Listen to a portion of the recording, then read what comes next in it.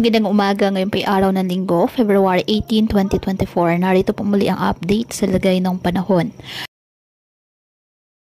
Ayon sa Pag-asa, easterlies, umainit na hangin na nagmumula sa dagat Pasipiko ang nakakaapekto sa eastern section ng ating bansa.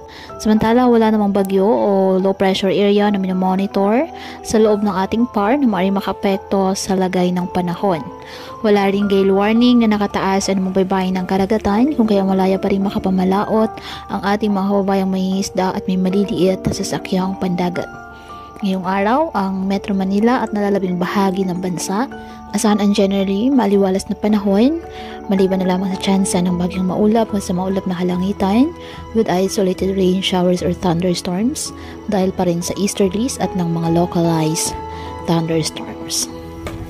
Kaya patuloy po natin na pag-iingat pa din ang ating mga kababayan sa pantapat po ng mga pagbaha at pagguho ng lupa at ugalin po na magdala palagi ng payong o kahit naman panangga sa ulan o di kaya na may sa init ng araw kapag lalabas ng ating mga tahanan. At yan po muna ang update sa lagay ng panahon ngayong araw. Muli, patuloy po tayo na mag-ingat at palaging tandaan, God loves you. Stay safe and God bless.